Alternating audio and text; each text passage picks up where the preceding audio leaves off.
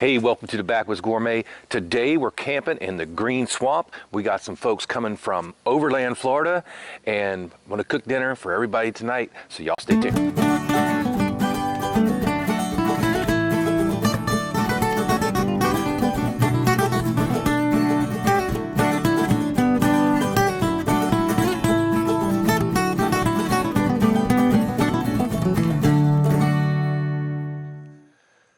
Yeah, so lately I've been kind of watching these guys Overland, Florida, and I didn't even know this was a thing. In my day, we just called it going riding in the woods and find a place to camp.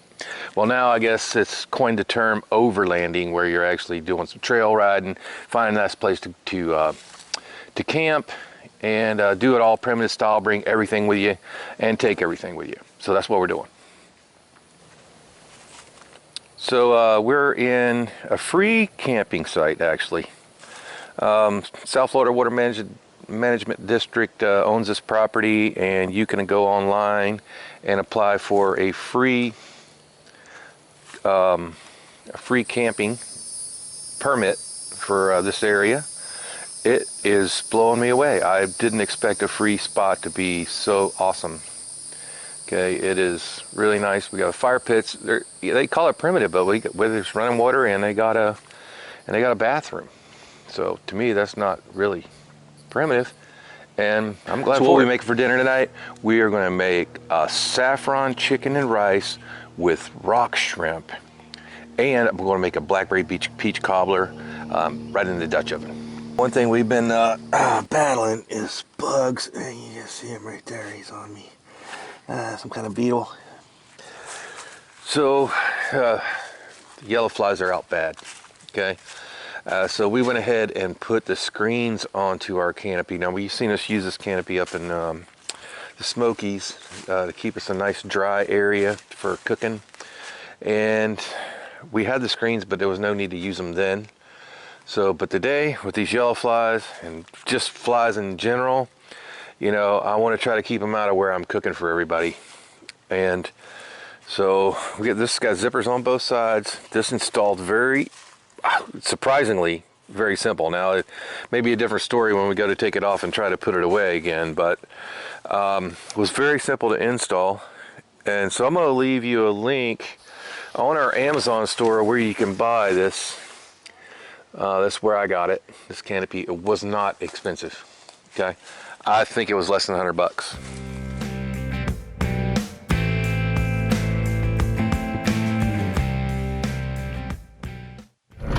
Folks, so we're following Kevin and Josh from Overland, Florida.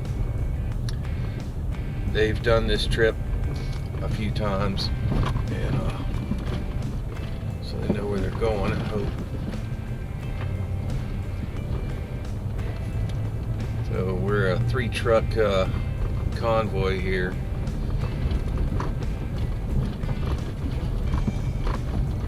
They don't predict anything being terrible, so that's a good thing, because this is a full-size Ram quad cab. It does have a Hemi, and it does have KO2s on it, but other than that, it is stock, and it doesn't have a lot of ground clearance stock. Probably less than those guys doing those Tacomas. So we'll see how this all goes. If it gets interesting, we'll be back.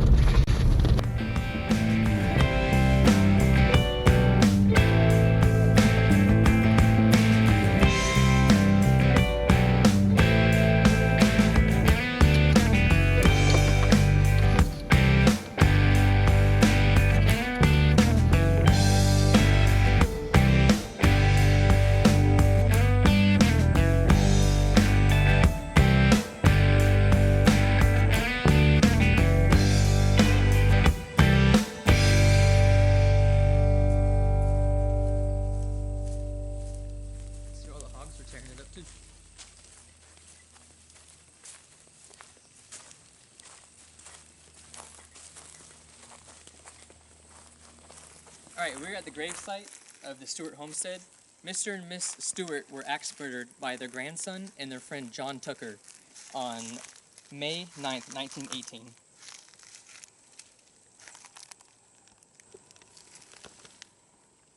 One thing I find kind of weird is the plaque says 1918, but clearly the gravestone is marked 1917. Now, was this gravestone made after the fact, or was this before the plaque? I'm not too sure. Did they die in 1917 sometime, and nobody discovered their bodies until 1918? Not really sure, but it is kind of weird that it is a year off. Again, that could have just been some kind of editing error when they built the plaque, but this is a true story. You can go back in the newspapers from the late 1800s and early 1900s and read this.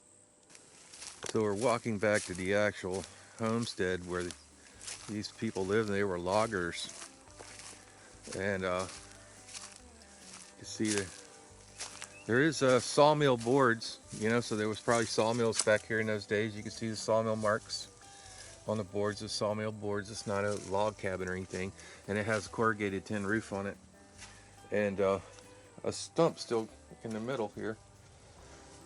But this is probably where they would have lived, or at least slept. They probably lived most of their life outdoors.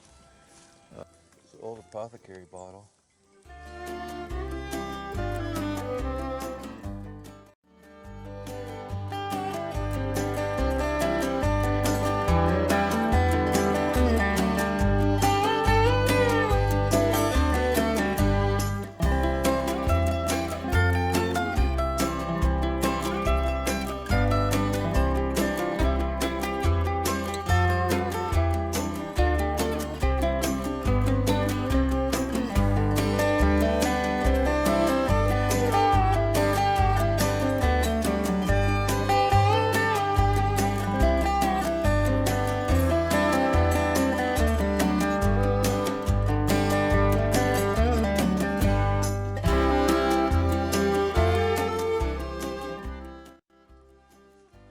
What you put in there since the chicken?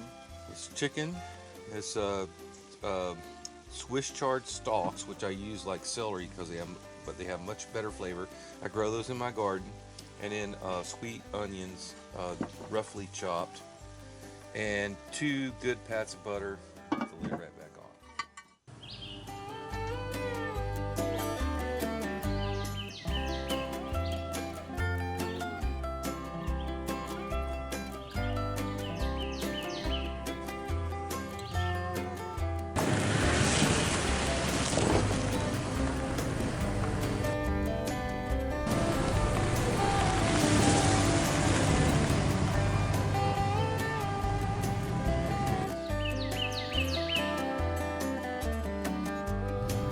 Okay guys, we're turning off the highway again. This road used to be super muddy, but it looks like they've improved it a lot. So we're in communication with the lead driver up there who knows this area on our radio, which is a good idea if you're gonna go do this. At least we're off the hard road.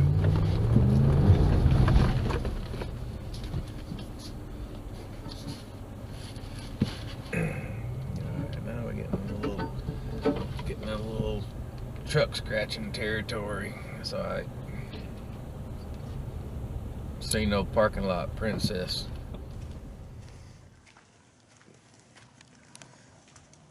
So here at the Richlum General Store and Post Office. This is a heritage site.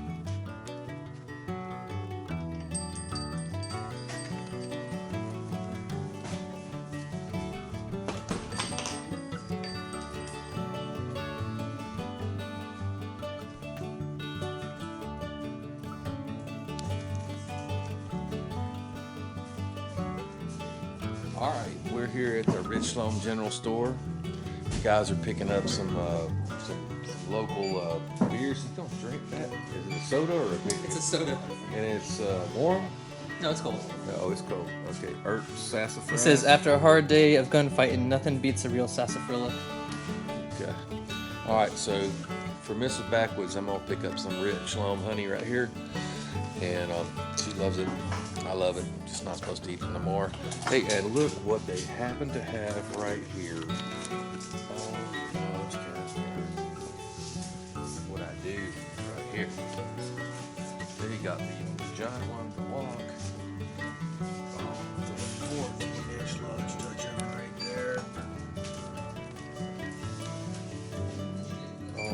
Backwoods. Great little place. Go leave you a link if they have a website. Houston, we have a problem. Looks like it was a little wetter than he thought.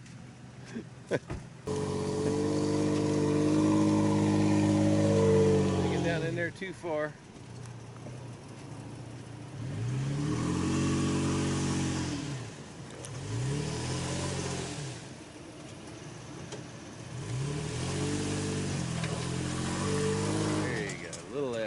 Came right out. For the sake of, I need For the sake of Overland Florida YouTube channel, you cannot,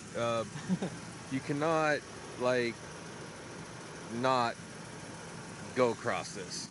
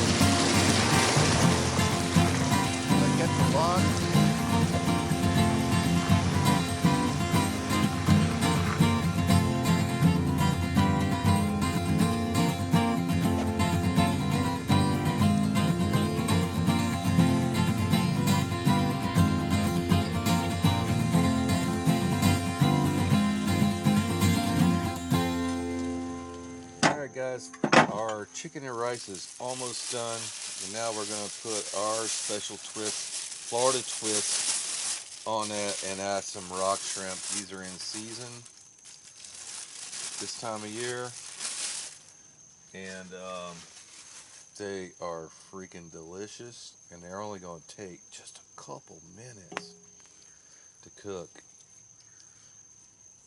Let's put that lid back on.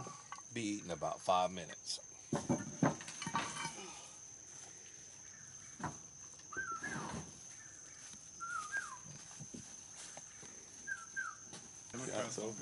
All right, Joe, go ahead. There's a so what is this called exactly? This is a saffron chicken and rice with rock shrimp.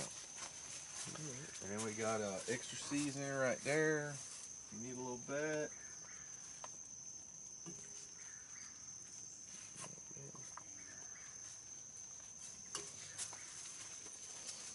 Go ahead and help yourself. There's plenty enough for everybody for like thirds. So get you some. I think you're underestimating this. Yeah, have you not seen me and Jesse? Smells good.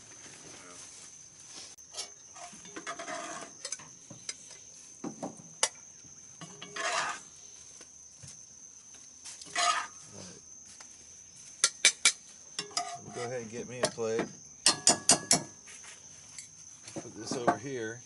I'm going to take my extra coals, put them over here on the peach cobbler.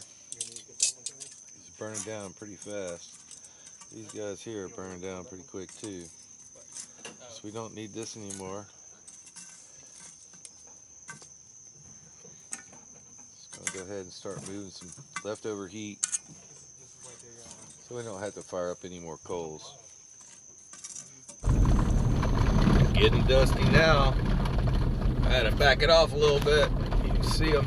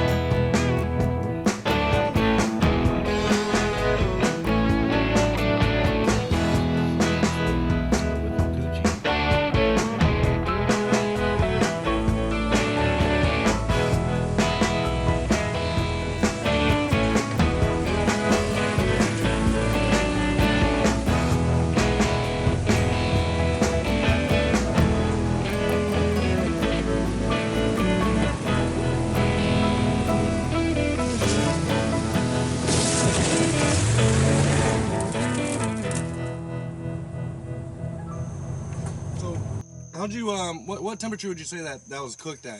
You know. Yeah, it's like 350, 400. You know, most of the heat on the top. Oh, okay, all right. You know, for like people at home, you know, that don't have access to like, you know, this type of environment, how would you do this in a crock pot?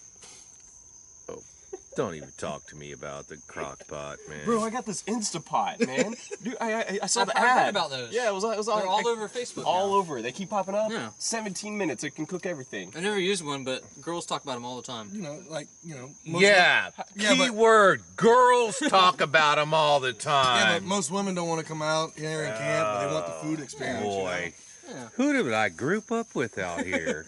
Not Overland, Florida. Must be Alabama. All right, guys, we're ready for dessert. This is a blackberry peach cobbler we're going to have going over there. Right on. So bring in some plates, and we're going to serve this bad boy up. Might be a little soupy, looks like, but I'm sure it's going to be tasty.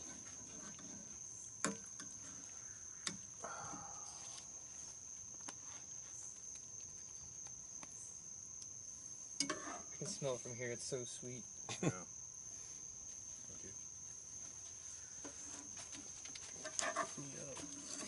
Could probably use a little more cornstarch in it. But the combination of blackberries and peaches is going to be pretty awesome.